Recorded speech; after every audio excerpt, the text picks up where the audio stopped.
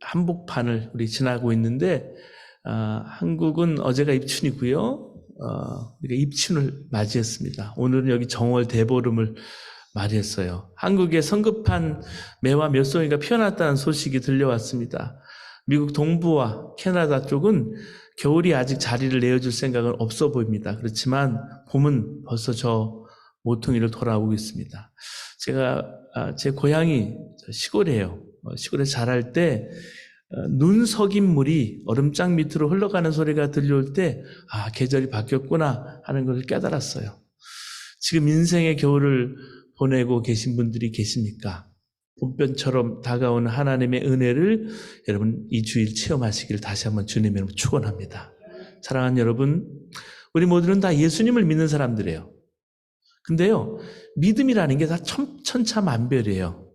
왜냐하면 기준이 다르기 때문입니다. 그래서 성경은 세상의 가장 위대한 능력은 믿음의 능력이라고 가르쳐요. 오늘 본문은요 11장이잖아요. 히브리서 11장은 유명한 장이에요. 믿음장이라고도 해요. 믿음의 능력으로 우리보다 앞서간 인생의 선배들의 믿음을 보여주기 때문에 믿음장이라고 합니다. 여러분, 미국엔 스포츠 영웅들이 있잖아요. 근데 그 영웅들의 그 업적을 전시해서 후세에 남기기 위해서 명예의 전당이라는 것이 여러 곳 있습니다. 오늘 본문인 히브리서 11장은요, 믿음의 선배들의 명예의 전당이라고 할 수 있어요. 자, 믿음으로 사는 사람은 어떤 사람일까? 여러분과 함께 하나님의 음성을 함께 듣게 되기를 원합니다. 예수님께서 자신을 위해서 십자가에 죽으셨다고 믿는 것도 예수님 믿는 거예요. 세례를 받는 것도 예수님 믿는 거예요. 교회를 다녀도 예수를 믿는 거예요. 근데 문제는 뭐냐면요, 예수님께서 너는 나를 믿는구나 인정하실 수 있겠느냐 하는 것입니다. 누가복음 18장 8절에 인자가 올 때 세상에서 믿음을 보겠느냐 이렇게 말씀하셨어요. 이렇게 예수님 믿는 사람들이 많은데 그럼 예수님께서는 무슨 걱정을 하신 걸까요? 히브리서는요, 우리가 가져야 될 믿음의 기준을 제시하고 있습니다. 먼저 히브리서 11장 1절 보시면 믿음은 바라는 것들의 실상이요 보지 못하는 것들의 증거라라고 말씀해 주고 있습니다. 그러면 뭘 바라고 뭐가 보이지 않는 걸까요? 오늘 본문 27절 말씀 보시기 바랍니다. 모세의 믿음을 설명하면서 구체적인 예를 11장 27절에 이렇게 말하고 있어요. 곧 보이지 아니하는 자를 보는 것 같이 하여 참았으며. 누굴까요? 하나님입니다. 모세는 보이지 않는 하나님을 마치 보는 듯 하면서 바라보면서 살았다라는 그 말이에요. 이게 모세의 믿음이었습니다. 이것이 성경이 제시하는 믿음의 기준이고요. 우리가 이 믿음을 사모하고 있습니다. 믿음으로 사는 사람은 보이지 않는 예수님을 보이는 분처럼 보고 살아가는 거예요. 그래서 우리의 삶에서 믿음해 주시고 온전케 하시는 인 예수님을 바라보며 살아가는 것입니다. 이런 믿음을 가진 사람이 있나? 여러분 어떻게 생각하세요? 히브리서 기자는 증인들이 한둘이 아니고 정말 많다고 소개하고 있어요. 노아, 아브라함, 이삭, 야곱, 요셉, 모세 열거하다가 숨이 찰 정도로 얘기하고 있어요. 32절 말씀 보면 내가 무슨 말을 더 하리요?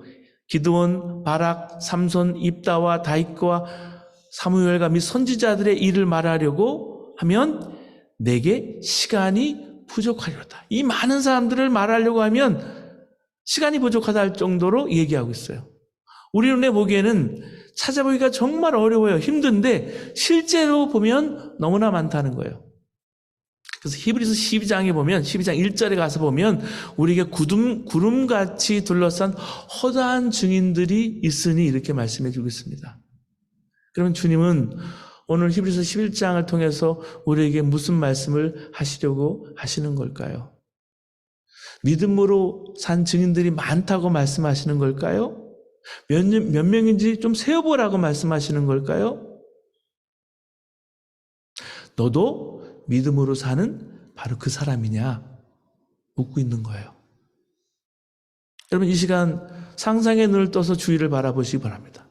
주위에 교인들이 앉아 있습니다. 예배 후에 함께 예배당을 나갈 거예요. 교제실로 나갈 거, 예배당으로 나갈 거예요.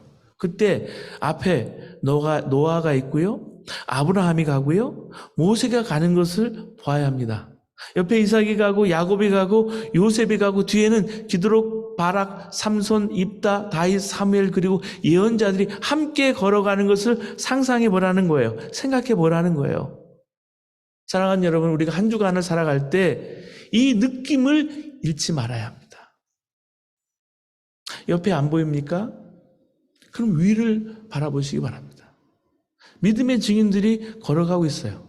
이 대열에서 벗어나지 말아야 합니다. 마태복음 7장 13절 14절은 이렇게 말합니다. 좁은 문으로 들어가라. 멸망으로 인도하는 문은 크고 그 길은 넓어 그리로 들어가는 자가 많고 생명으로 인도하는 문은 좁고 길이 협착해서 찾는 자가 적음이라. 시편 84편 5절에 주께 힘을 얻고 그 마음에 시온에 데려가 있는 자는 복이 있나이다 이랬습니다. 마음에 시온에 데려가 있으니까 그 시온 성을 향해서 가는 거예요. 사랑하는 여러분, 예배 후에 나가서 길이 사방으로 뚫려 있는데도 집으로 가는 길은 자연스럽잖아요? 그렇게 자연스럽게 가는 이유가 뭘까요?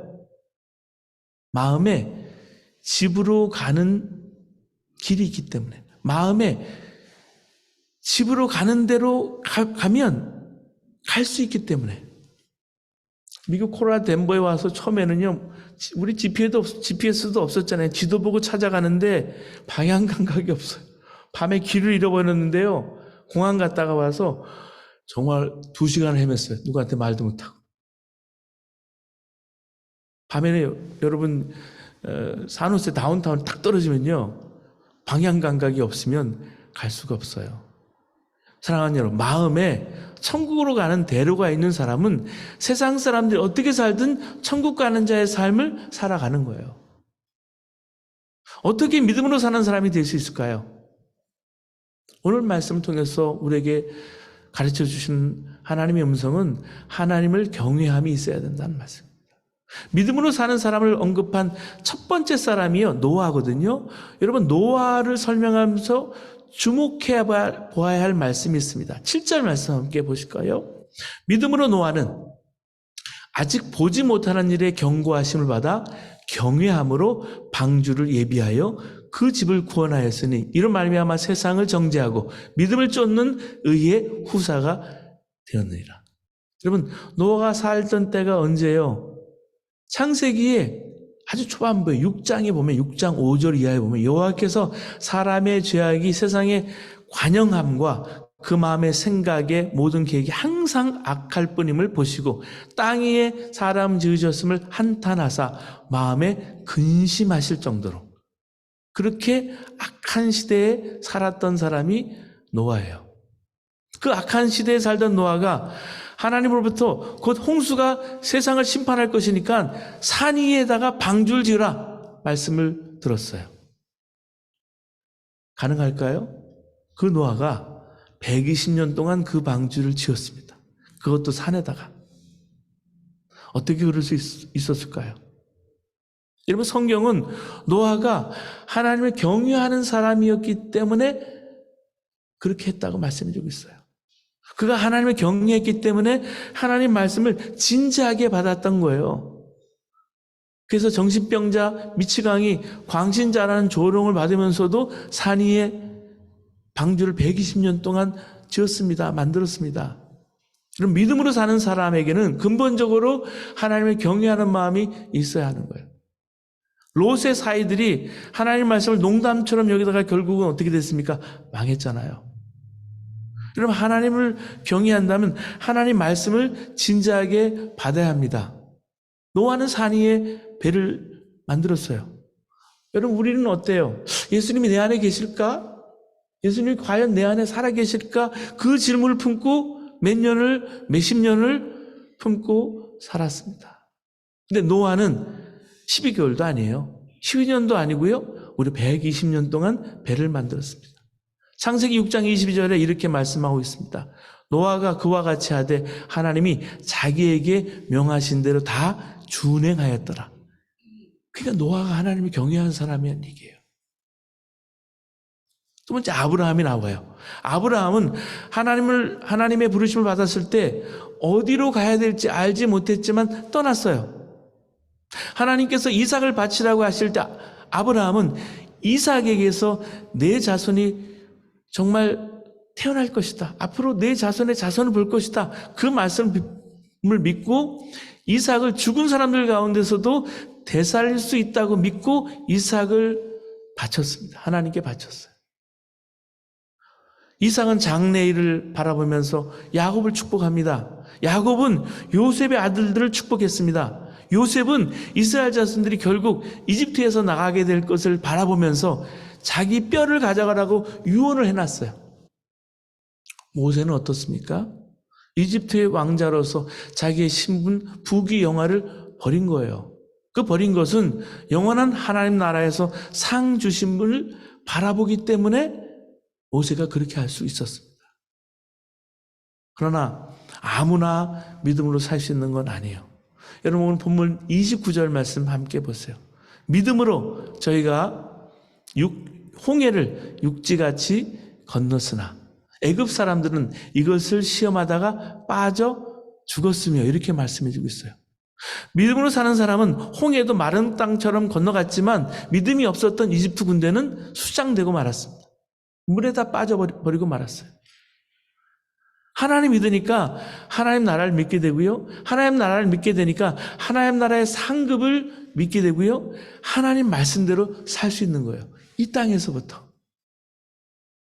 유난히 다른 사람들의 말이나 평가에 예민한 한 목사님이 있었습니다.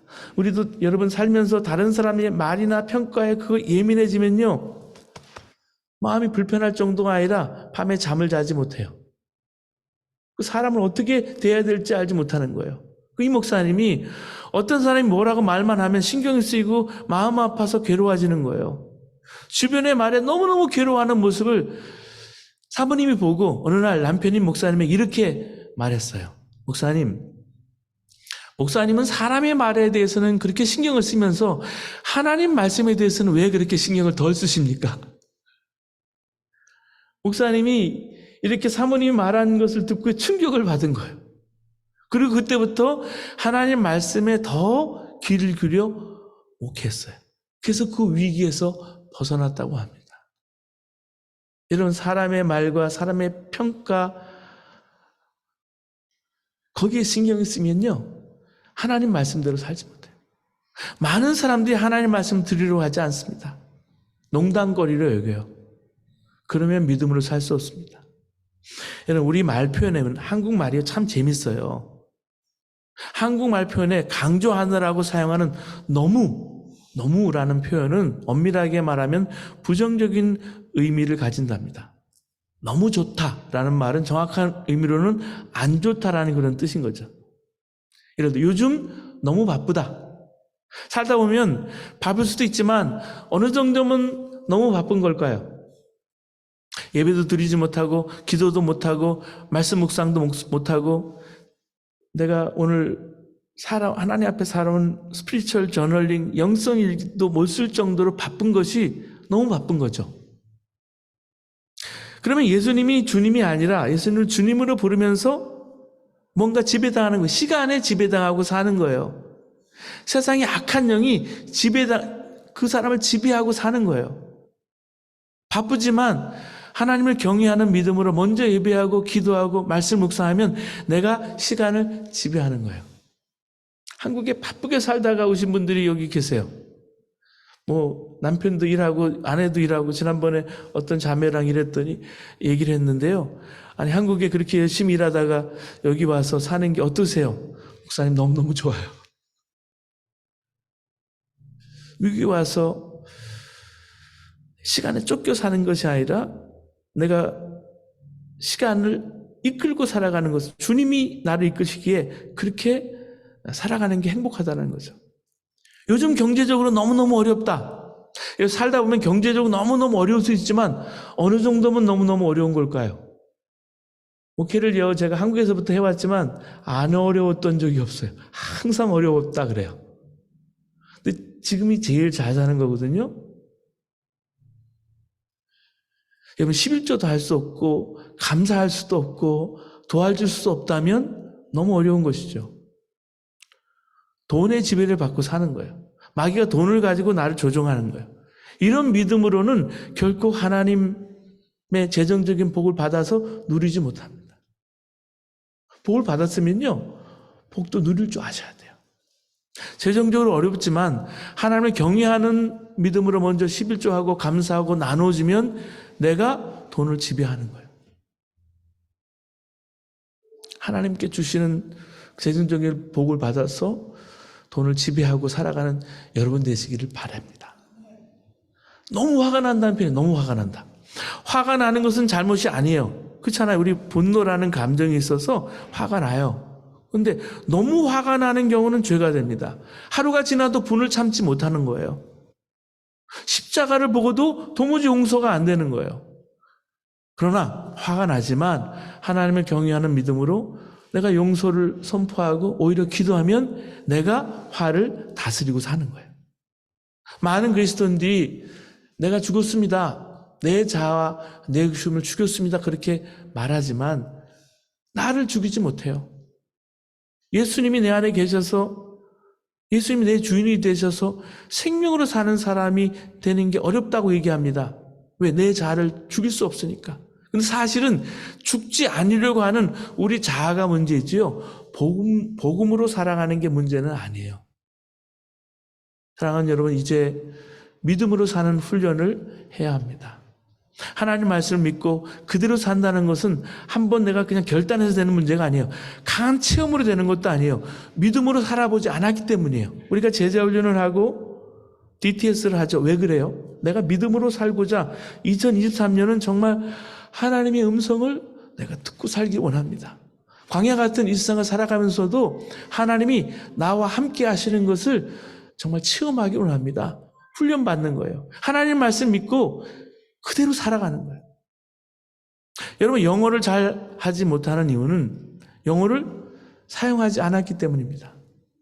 그렇잖아요. 한번 여기 서서 말씀 전하고 간증하기가 쉽지가 않아요. 우리 자녀들이 있고 또 우리 같이 1세대 신앙생활 하면서 한 분 한 분 자기의 삶을 쉐어하고 하는 게 쉽지 않은데 여러분 용기를 가지시길 바라요. 하나님 앞에 영어로도 나누는 거예요. 창피한 게 아니에요. 미국에서는 홈리스도 영어를 다 잘하지 않습니까?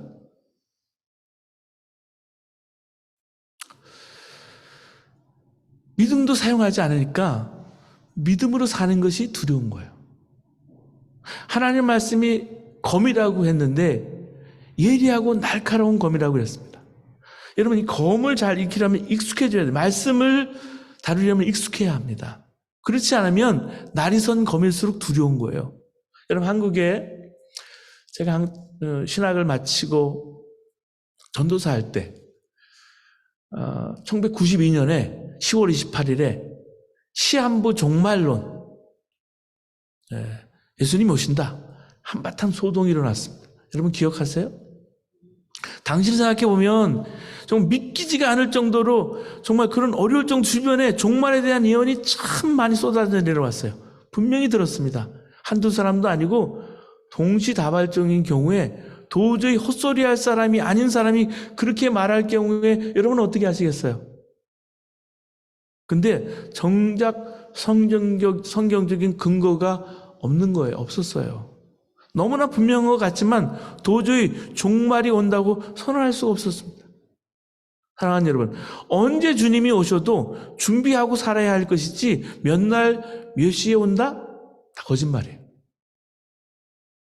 여러분은 주변 사람들이 다 한 길로 갈 때 내가 믿음으로 말씀이 분명히 서서 주님의 인도를 받을 자신이 있으십니까? 이스라엘 백성들이 출애굽하고도 가나안 땅으로 바로 들어가지 않고 40년 동안 광야에서 정말 이스라엘 사람 훈련시켰어요. 하나님의 인도하심만 믿는 믿음으로 사는 훈련을 광야에서 시키신 거예요. 여러분, 이게 연단이구나 생각하시는 분, 믿음이 달라지셨습니까? 아니면 고생만 하셨습니까? 여러분, 연단 받는 것, 그 연단에만 생각하지 마시고요. 예수님의 눈에 보이듯 바라보지는, 정말 보는 그 믿음을 내가 가졌는지를 먼저 점검해 봐야 합니다. 그래야 졸업도 할 거 아니에요. 우리가 광야에 대한 말씀을 새벽에 연초에 나누면서 생각했는데요. 광야 학교를 다 졸업해야 되겠죠. 근데 광야에서 연단만 받다가 죽었던 이스라엘 백성들처럼 산다면 졸업할 수 없어요. 선교 사역자들, 선교 단체 사역자들은 매일의 생활비를 전적으로 하나님께 의존하고 살아갑니다. 처음에는 그렇게 사는 게 대단히 어려운 짐처럼 여겨졌어요. 근데 그게 사역자들이 전 세계에 급속도로 나갈 수 있는 비결이 그런 페이스 미션이에요. 유스 위더 미션이라고 예수 전도단의 창시자가 바로 로렌 커닝햄입니다. 이 로렌 커닝햄이 이런 말을 했어요. 하나님께서는 왜 이렇게 일하게 하시는가? 그 이유는 이렇게 함으로써 하나님의 종들에게 하나님께서 정말 실체하심을 매 순간 확신시키려는 것이다 라고 말씀했어요. 주님이 저를 그렇게 훈련시키셨어요. 제가 신학교 등록금이 낼 형편이 되지 못했을 때 그때부터 하나님 저를 훈련시키시더라고요. 하나님, 신학교 때 뒤에 앉았는데 하나님 안경이 없어요. 눈이 너무 안 좋아. 하나님 안경 하나만 허락해 주세요. 그 다음 주에 안경을 허락해 주시고, 하나님 구두가 없어요. 하나님 제가 양복이 하나 필요해요.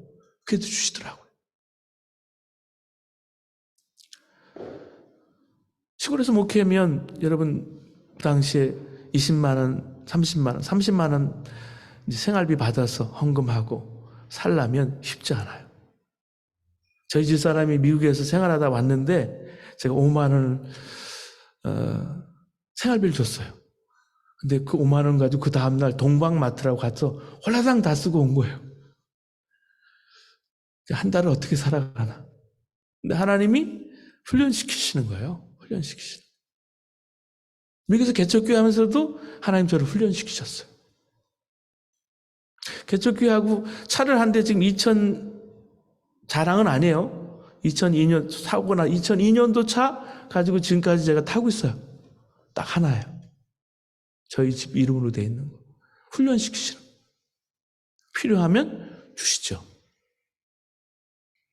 저는 좋은 차를 참 좋아해요. 타는 것도 즐기고요. 여러분 마찬가지예요. 하나님이 잘 살고 못 살고 그 문제가 아니고 하나님이 내 삶에 함께 하시는구나 하는 것을 확인해야 돼요. 이런 믿음의 실험을 시작하시기 바랍니다. 이것만이 남은 인생 가치 있게 살아가는 거예요. 자신도 가족도 이웃도 다 살게 되는 거예요. 우리가 믿음으로 살지 못하는 것은 믿음으로 사는 사람을 거의 보지 못했기 때문입니다. 여러분, 허드슨 테일러가 인랜드 미션의 창시자거든요. 자신을 온전히 주님께 바쳤을 때 당시 영국의 어떤 선교단체도 그를 중국으로 파송해 주지 않았습니다. 실망했지만 허드슨 테일러는 조지 물러 목사님을 생각했어요. 조지 물러 목사님 아시죠? 영국에서 정말 기도 응답으로 무릎으로 산 분이에요. 그가 고아원을 돌봤어요. 그걸 기억하면서 조지 밀러처럼 하나님께 의지하는 법을 좀 가르쳐달라고 그렇게 기도했습니다. 기도하던 중에 하나님께서 자신을 중국 선교사로 부르셨으니까 하나님께서 친히 먹이고 입히고 살게 하실 거라 그 믿음을 가지고 중국으로 선교 나갔어요. 이런 조지 밀러 목사님이 어떻게 그런 믿음을 가지고 살았을까요? 목회하면서 교인들이 실제로 하나님을 안 믿는다는 것을 깨달았기 때문입니다. 여러분, 산업혁명으로 노동자들이 하루하루 벌어서 먹고 사는 상황에서 주일에도 돈 벌려고 예배를 드리지 못하는 교인들에게 더 이상 설교로는 믿음을 가르칠 수가 없어요. 그래서 친히 기도만으로 고아들을 먹이고 입힐 결단을 한 거예요. 여러분, 11서 11장은 믿음으로 사는 사람들의 기록과 이름들이 많이 나와요. 그들뿐일까요? 아닙니다. 비록 현재 우리가 가지고 있는 히브리서 11장은 40절밖에 되지 않지만 더 이상 이름을 기록할 수 없지만 천국에 있는 히브리서 11장은 지금도 무한정으로 늘어나고 있습니다. 하나님께 모든 걸 맡기고 하나님을 전적으로 신뢰하면서 믿음 생활하는 분들의 이름을 지금도 매일매일 히브리서 11장에 채워가고 있음을 저는 분명히 믿습니다. 믿음 좋은 권사님이 계셨어요. 그분은 딸을 둘을 뒀는데요. 큰 딸은 일찌감치 세상을 떠나서 하늘나라 갔습니다. 저희 가정도 그런 형편인데 둘째 딸은 미국에 와서 이제 살고 있었습니다. 어느 날 권사님이 둘째 딸을 보러 미국에 오게 되었어요. 권사님은 비행기 안에서 성경도 읽으시고 하나님께 기도도 드리고 남은 그 무료함을 달래기 위해서 뜨개질을 하기 시작했습니다. 근데 한참 가다가 비행기가 갑자기 심하게 요동하기 시작했습니다. 난기류를 만난 탓인지 너무나 심하게 흔들렸던 겁니다. 비행기가 장시간 너무 흔들리니까 기내에 있는 승객들이 공포에 떨기 시작했습니다. 여기저기 비명소리가 들립니다. 근데 이 권사님은 그 와중에도 침착했습니다. 단지 비행기가 너무너무 심하게 흔들리니까 뜨개질을 계속 할 수가 없어서 뜨개질감을 옆으로 밀어놓았을 뿐입니다. 권사님은 성경을 펴서 무릎 위에 올려놓고 조용한 모습으로 하나님께 기도드렸어요. 얼마간 시간이 지나자 비행기는 다시 안정을 되찾았습니다. 이때 옆에 있는 승객이 권사님께 놀라듯이 물었어요. 아주머니, 그토록 위태로운 상황 속에서 어쩜 그렇게 침착하고 태어난 모습을 보여줄 수 있으세요? 권사님은 웃으면서 이렇게 대답했습니다. 예, 제게는 딸이 둘 있습니다. 큰 딸은 지금 천국에 살고 있고 둘째 딸은 미국에 살고 있습니다. 만약 이 비행기가 잘못해서 추락한다면 저는 천국에 살고 있는 큰 딸을 만나게 될 것이고 이 비행기가 무사히 미국에 도착하게 되면 저는 미국에서 둘째 딸을 만나게 될 것입니다. 하나님이 저를 어떻게 인도하시는지 저는 상관이 없어요. 여러분 얼마나 귀한 믿음이에요. 살든지 죽든지 모든 걸 주님께 맡기는 믿음. 여러분 히브리서 11장에서 말하는 믿음이 아닐까 합니다. 그렇다면 이 권사님의 이름도 히브리서 11장에 올라가 있지 않을까요? 여러분은 어떠세요? 여러분의 이름은 어떠세요? 여러분의 이름도 히브리서 11장에 올라가 있을까 생각해 보시기 바랍니다. 히브리서 11장은 후대 사람에게는 닫힌 장이 아니에요. 현재도 많은 믿음의 사람들의 이름을 받아들이고 있는 오픈되어 있는 장입니다. 만약 여러분 주위에 믿음으로 사는 사람이 없다면 여러분이 그 첫사람이 되시기를 축복합니다. 여러분 모두 믿음의 증인의 대열에 살아가시게 되시기를 다시 한번 주님의 이름으로 축원합니다. 기도하시겠습니다. 여러분 기도하시면서 결단하시겠습니다. 믿음의 기준은 보이지 않는 예수님 보이는 분처럼 바라보며 사는 거예요. 살다 보면 두려워하고 절망할 때가 있어요. 힘들 때가 있어요. 주님께서 우리 가장 먼저 하시는 일은요 바로 괜찮다 하시면서 우리를 위로하세요. 야곱이 에서와 아버지를 속이고 도망가다가 들판에서 노숙할 때 하나님께서 만나주시면서 하신 말씀이 결국은 뭐예요? 괜찮아 하신 겁니다. 모세의 뒤를 이어서 이스라엘을 이끌고 가나안 땅에 들어가는 것이 너무나 두려웠던 여호수아를 만나신 하나님은 여호수아에게 말합니다. 나를 쳐다봐. 괜찮아 하는 거예요. 간음하다가 돌에 맞아 죽을 지경이 된 여인에게 주께서 이제부터는 다시 죄를 짓지 말라 말씀하시기 전에 하신 나도 내 죄를 묻지 않겠다 말씀하신 것 역시 괜찮아 하신 거예요. 실패하고 좌절하고 절망할 때 예수님 바라봐야 할 때입니다. 우리가 항상 지켜주시는 주님의 눈을 바라보면 지금까지는 안 괜찮았어도 괜찮다. 이제부터 괜찮으면 된다. 말씀하세요. 괜찮아. 지금 이 위로가 필요할 때예요. 우리 서로도 괜찮아. 가정에서도 위로해주고 받아야 할 때예요. 꼭 말로 하지 않아도 눈으로 말해주세요. 괜찮다. 안 괜찮아도 괜찮다. 믿음의 한계가 깨져야 합니다. 이 시간 기도합니다. 믿음으로 사는 사람이 되게 주옵소서. 하나님 경외하는 믿음 주시옵소서.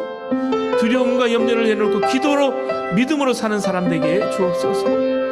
기도 응답보다 함께 하시는 주님을 믿음으로 바라보며 살게 하여 주시옵소서. 전적으로 하나님을 의뢰하며 살아가게 해 주옵소서. 지금 이곳에 나를 믿음의 사람으로 훈련시키시고 연단시키소서.